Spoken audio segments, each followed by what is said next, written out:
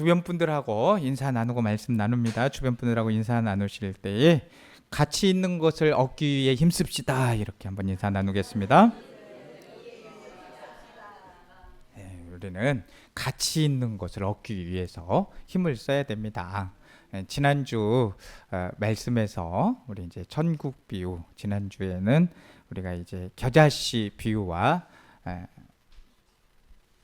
누룩 비유를 말씀을 드렸는데, 이 겨자씨 비유가 작다고 말씀을 드렸잖아요. 겨자씨는 작은 것이로되 그래도 거기에 생명이 있고 예수님께 붙어 있어서 희생을 하게 되면 많은 열매를 맺는다고 말씀을 드렸어요. 그래서 겨자씨 비유는 작은 것에 초점이 맞추어져 있다고 하면, 오늘 말씀에 나오는 이 세 가지 비유, 밭에 감추어진 보물 비유, 그리고 진주 비유, 또 이제 그물 비유가 있는데, 이 비유들은 가장 가치 있는 것들을 나타내는 그런 비유라 할 수 있어요. 이 비유는 예수님께서 막 그 창작을 해내서 말씀하신 것이 아니라 실제 주변에서 흔히 볼 수 있는 그런 상황을 비유로, 소재로 말씀하신 겁니다. 오늘 본문의 비유도 이 유대 땅에서 가끔씩 소개되어 화제가 되었던 내용입니다. 이스라엘은 지형적으로 아시아, 아프리카, 유럽 3개 대륙을 연결하는 통로에 위치해 있습니다. 육상으로나 해상 밖에는 이 교통 통로가 없었던 시절에 아프리카에서 아시아로, 또 아시아에서 아프리카로, 그리고 유럽에서 아시아로 가기 위해서는 이 이스라엘을 통과해야만 했습니다. 무역 통로로 이용이 되었지만 많은 경우 전쟁을 할 때 이 지역을 통과해야만 했습니다. 아시아와 아프리카가 전쟁을 하게 되면 이스라엘을 통과해야 했고, 유럽과 또 아시아가 전쟁을 하면 지중해를 건너와서 이스라엘을 통과해서 북쪽으로 올라가야 했습니다. 이 무역과 전쟁의 요충지였기 때문에 그 땅을 차지하기 위한 그런 싸움도 대단히 치열하게 전개가 되었습니다. 우리나라가 강대국들에 이렇게 쌓여 있어서 우리 나라가 참 좋기 때문에 그런 침입을 많이 받았던 것과 비슷하다 볼 수 있습니다. 이런 전쟁통에 가지고 있던 보물을 가장 안전하게 보관하는 방법이 무엇이었겠습니까? 바로 그 보물을 땅에다가 묻는 거였습니다. 그러니까 자기만 아는 곳에 은밀하게 숨겨두었다가 이 피난길에 다시 돌아와서 그것을 찾는 거죠. 근데 문제는 살아서 돌아오지 못하는 사람도 있었다는 거고요. 또한 오랫동안 치열하게 싸움이 벌어져서 숨겨놓은 것을 그때는 알 수 있을 것 같지만 돌아와 보니까 어디에다 묻어놨는지를 잘 모를 수도 있는 경우가 있었다는 거죠. 오늘 본문에 나오는 농부가 바로 그런 보물을 발견을 한 겁니다. 땅을 빌려서 농사를 지었던지 아니면 일꾼으로 다른 사람의 밭을 갈았는지는 알 수 없지만, 어느 날 뭔가 이상한 것이 쟁기에 걸려서 땅을 파보니까 누군가가 숨겨놓은 보물이 그 땅에 있었다는 겁니다. 이런 경우를 보면 우리는 횡재를 했다 뭐 이런 이야기도 하고, 요즘 말로 하면 뭐라고 하겠어요? 로또 맞았다고 하지요. 그렇게 하지 않겠습니까? 이때 농부의 심정은 막 이렇게 밭을 파다가 보물을 발견한다고 하면 막 가슴이 얼마나 쿵쾅쿵쾅 하겠어요. 정말 기쁘지 않았겠습니까? 그래서 그 두근거리는 막 가슴을 진정시키면서 누가 혹시라도 쳐다보지는 않는가 막 주변을 살피게 되지 않았겠습니까? 말로만 듣던 보물이 이 내 눈 앞에 발견된 현실 앞에서 이 농부가 기절하지 않은 것이 참말로 다행이지요. 그런데 문제는 거기에 막 보물이 많이 있는데 그 땅이 내 땅이 아니라는 겁니다. 당시의 법은 누가 발견을 했든지 간에 그 보물은 그 땅의 주인 것으로 귀속이 되어 있기 때문입니다. 그래서 그 밭을 사야만 그 보물을 얻을 수가 있었던 것이죠. 이 농부는 고민을 하다가, 많은 고민을 했겠죠. 고민을 하다가 밭을 사기로 작정을 하게 되고 다시 그 보물을 덮어둡니다. 그 밭을 자기 것으로 만들기 위해서 그는 자기의 모든 것을 다 팔아서 돈을 모으게 되는 거죠. 빌릴 수 있다면 빌려서라도 밭을 살 수 있는 그런 거를 합니다. 왜 그렇게 밭을 살려고 해요? 보물의 가치를 알고 있기 때문입니다. 그 다음에 나오는 비유는 값진 진주 비유인데, 이 값진 진주 비유도 같은 내용입니다. 이 값진 진주를 발견했을 때 이 상인은 진주의 가치를 알아보고 모든 것을 팔아서 그 진주를 삽니다. 밭을 샀다는 것과 진주를 샀다는 것이 다를 뿐 내용은 결국 같은 거지요. 이 두 가지 비유에서 주님은 어떤 도덕적인 교훈을 하시는 것이 아니라 값진 것을 위해서는 다른 것을 희생해야 된다, 이것을 강조하고 있는 말씀입니다. 여러분, 우리의 인생에 있어서 우리가 어떤 것을 가장 가치 있게 여기느냐에 따라서 삶의 방향과 질이 달라질 수가 있는 거예요.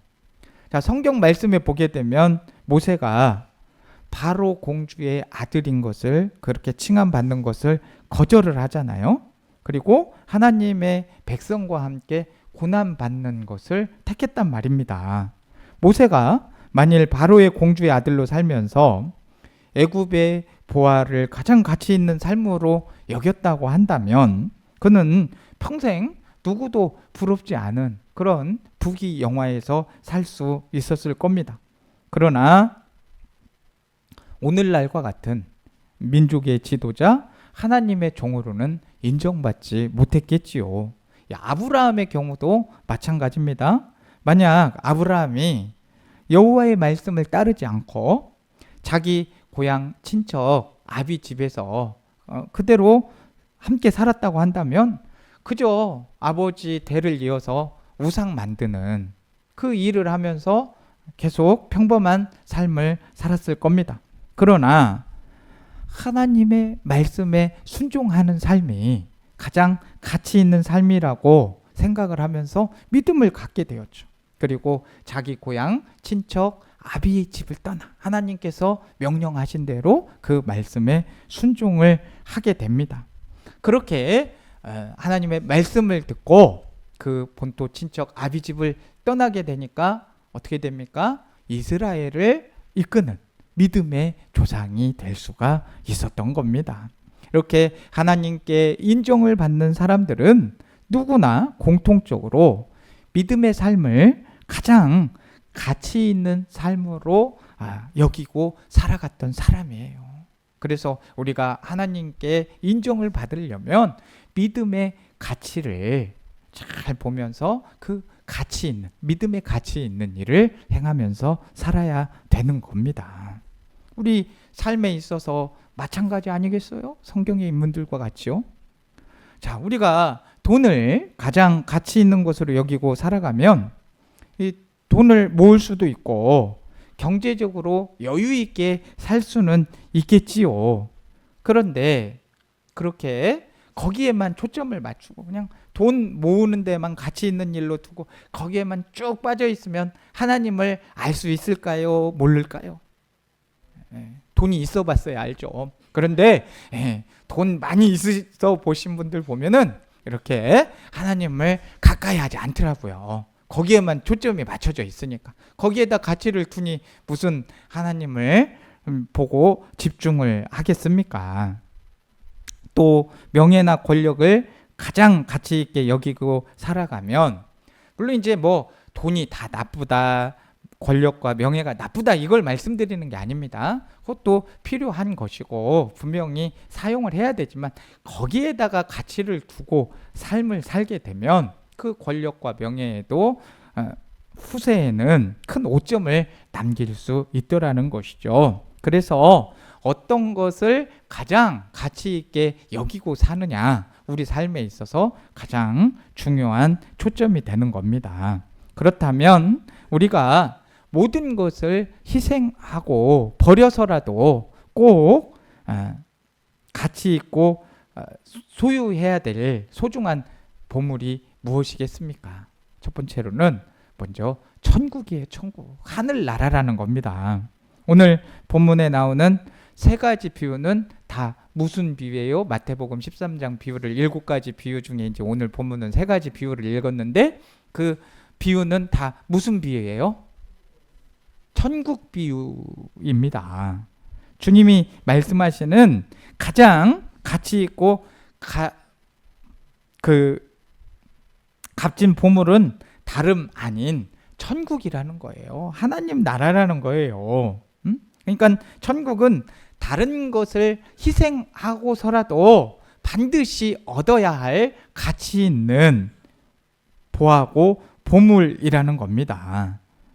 누가복음 16장에 부자와 거지 나사로 이야기가 나옵니다. 그 주님은 천국이 왜 그렇게 소중하고 값진 보화인가를 이 누가복음 16장 부자와 거지 나사로 이야기에서 말씀을 합니다. 천국이 왜 그렇게 소중하고 값진 보화냐?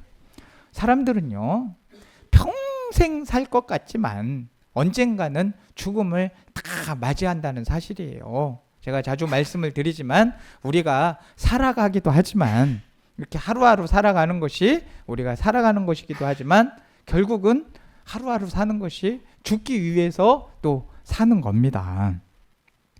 죽음을 맞이한다는 것이죠. 언젠가는 다 우리가 이 세상을 떠나게 됩니다. 여기에는 남자도 여자도 돈 많은 사람도 가난한 사람도 남녀노소 빈부격차 없이 다 죽음을 맞이하면서 세상을 떠나가게 됩니다.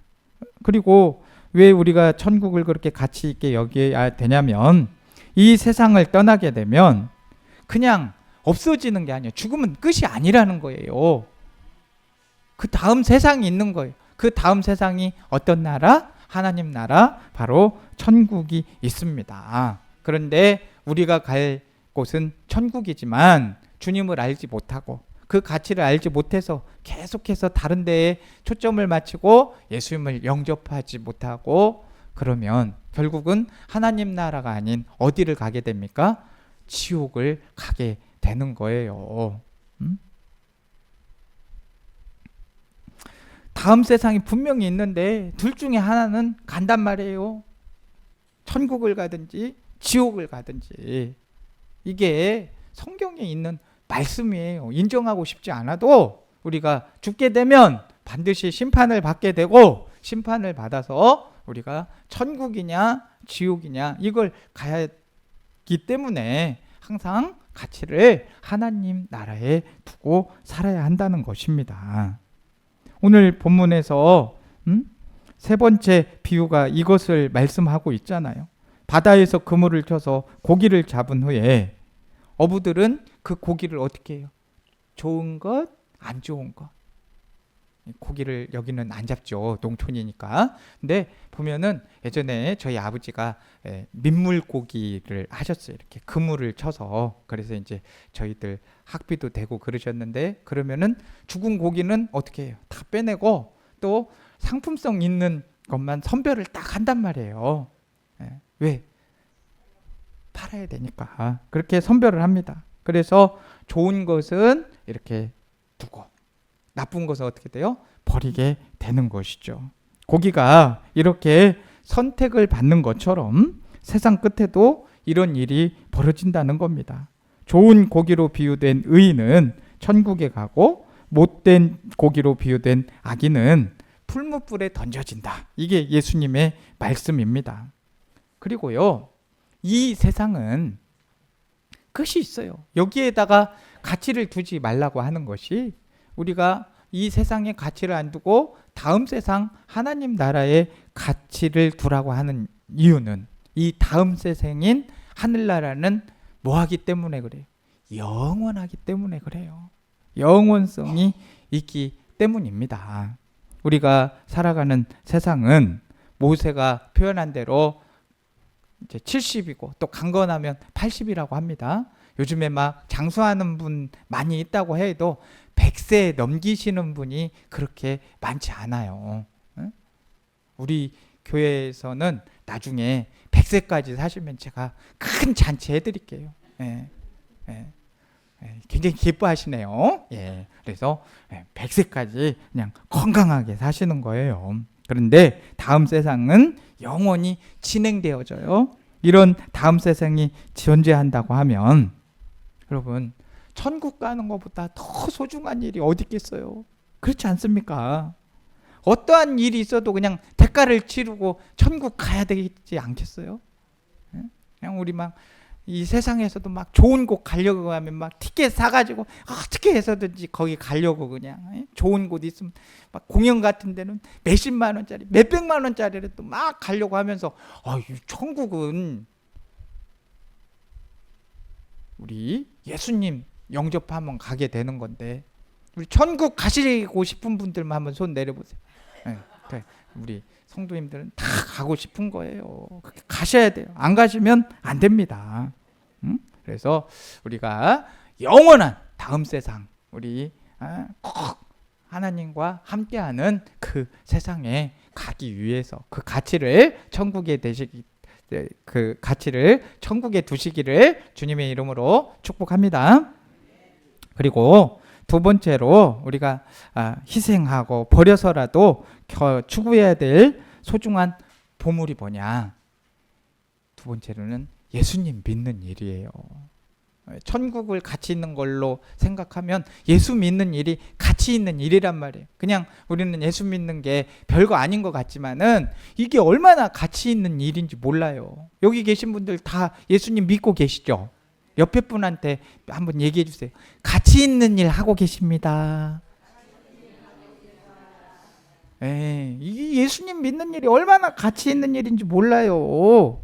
근데 천국을 가치 있게 여긴다고 하면 거기를 갈 방법을 알아야 될 거 아니에요. 서울을 가려면 어떻게 가야 되는지 방법을 알아야 될 거 아니에요. 부산을 가려고 하면 어떻게 가야 될지 방법을 알아야 될 거 아니에요. 뭐 어디 버스를 타고 이렇게 해서 가잖아요.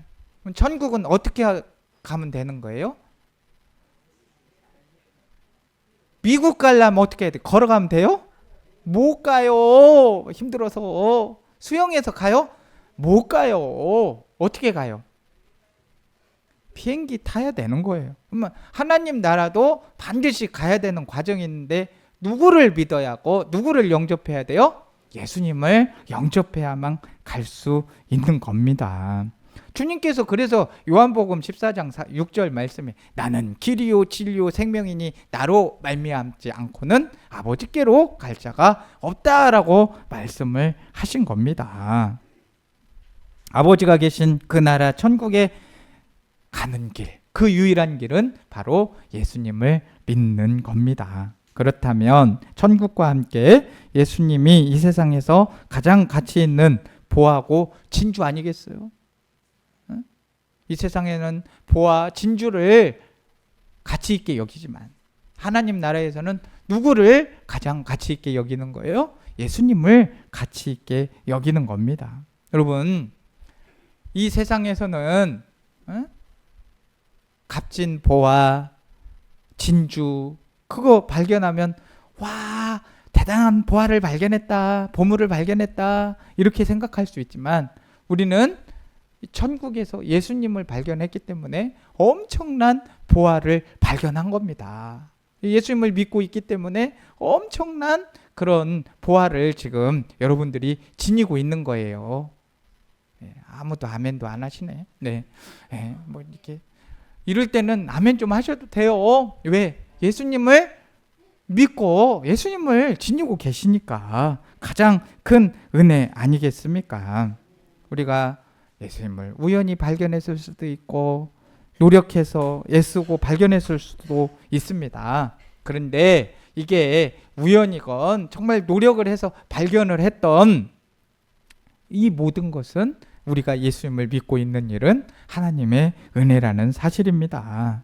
우연인 것 같고 내가 애쓰고 수고한 것 같아도 그 속에는 반드시 하나님의 은혜가 있다는 걸 기억하시기를 바랍니다. 이제 이 보물을 발견한 사람은 그 보물을 자기 것으로 삼기 위해서 희생을 해야 합니다. 자기 집안에 있는 돈 될 만한 것, 또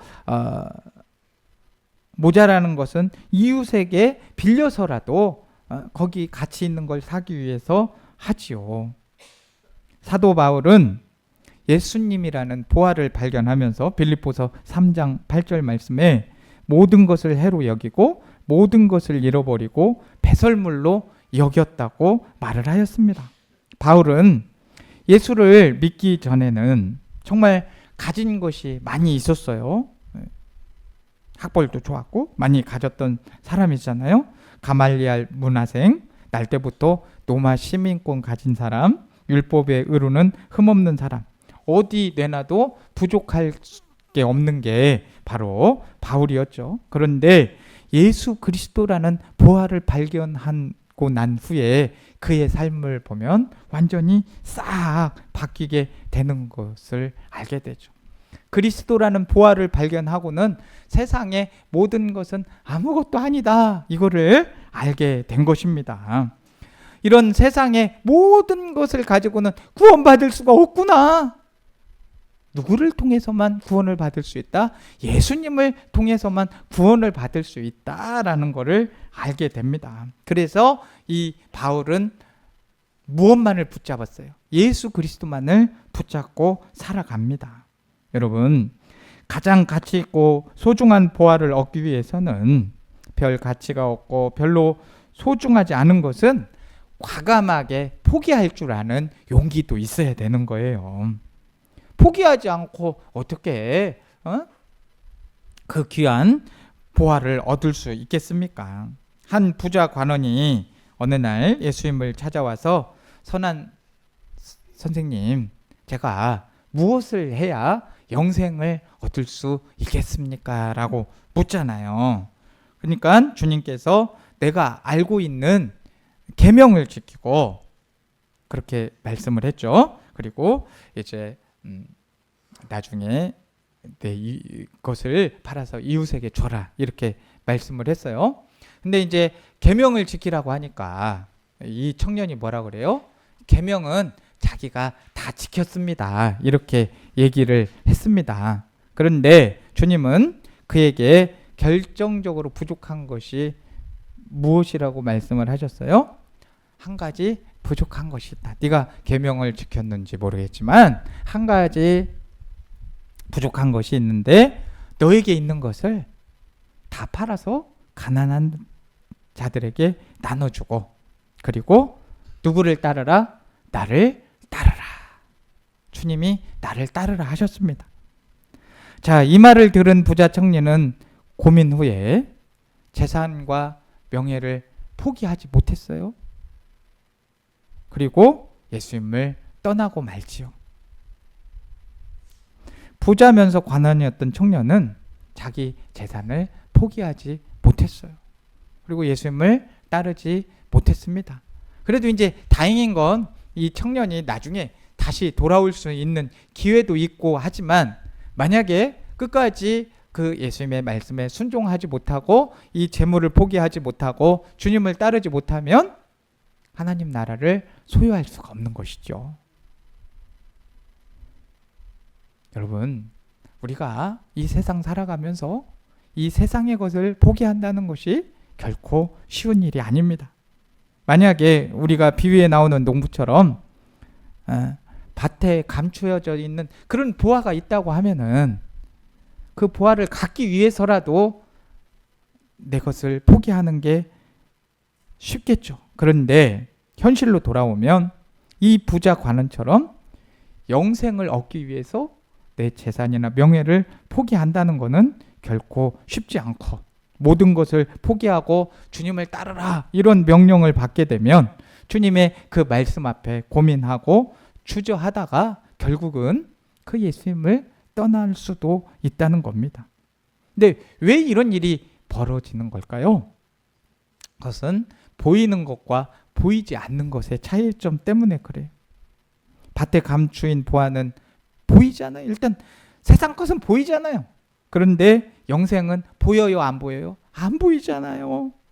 갖고 있는 재물은 지금 여기에서 우선적으로 꼭 필요하지만 천국이나 예수님은 지금 당장 여기서 꼭 필요하지 않다고 생각을 해버립니다.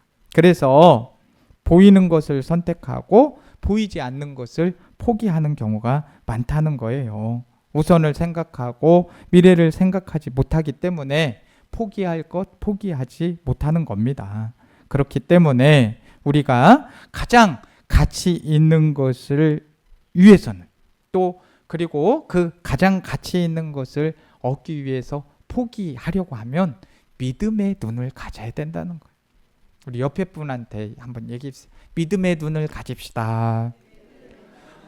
굉장히 중요한 겁니다.